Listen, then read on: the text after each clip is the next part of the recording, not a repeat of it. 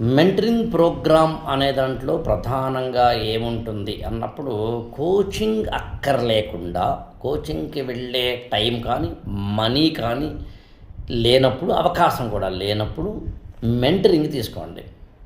Coaching అవకాశం సాధారణంగా ఒక ఫినాన్షియల్ ప్రాబ్లం ఉన్న వాళ్ళకి ఉంటుంది, లేదా రిమోట్ ఏరియాస్లో హైదరాబాద్ రాలేని వాళ్ళకి ఉంటుంది, లేదా కొంతమందికి సెల్ఫ్ స్టడీ నాకు ఇష్టం అండి, నాకు ఎవరో చెప్పింది కాదు, ఎవరో గైడ్ చేస్తే సరిపోతుంది, మెంటరింగ్ చేస్తే సరిపోతుంది అనుకున్న వాళ్ళకి కోచింగ్ పెద్దగా ఉపయోగం ఉండదు.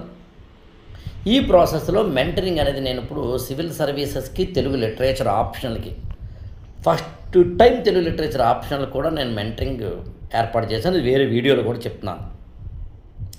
జిఎస్ అయినా తెలుగు లిటరేచర్ అయినా మెంటరింగ్ అన్నప్పుడు మీరు చేయాల్సింది ఏంటి అంటే, తెలుసుకోవాల్సింది ఏంటి అంటే, first and foremost as a స్టూడెంట్గా మీ స్ట్రెంగ్త్స్ ఏంటో, మీ వీక్నెసెస్ ఏంటో మెంటార్ చెప్పగలిగి ఉండాలి.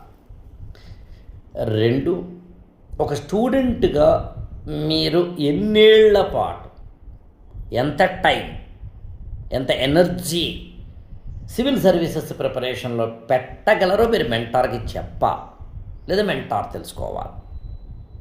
3వది, మీ ప్రిపరేషన్లో ఏ స్టాండర్డ్లో మీరున్నారు, అక్కడ నుంచి ఏ స్టాండర్డ్కి వెళ్ళాలి అనేది మెంటార్కి మీకు తెలియాలి.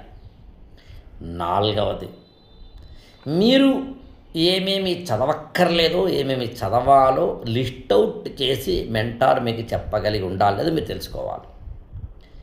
5, టెస్ట్ సిరీస్ కానీ ఆన్సర్ రైటింగ్ కానీ రిసోర్సెస్ కానీ ఒక స్కెడ్యూలింగ్ అంటే ఒక 1 ఇయర్కో 1.5 ఇయర్కో 6 నెలలకో స్కెడ్యూల్ చేసుకుని రెడీ పెట్టుకుని అప్పుడు ప్రిపరేషన్ స్టార్ట్ చేయాలి. మెంటరింగ్ అంటే ఒక మాటలో చెప్పాలి అంటే గురు శిష్య సంబంధం కలిగి ఉన్నది అని. కోచింగ్ అనే దాంట్లోంచి మెంటరింగ్ అనే దశలోకి ఇవాళ స్టూడెంట్స్ కోచింగ్ సెంటర్లో కూడా వస్తున్నాయి.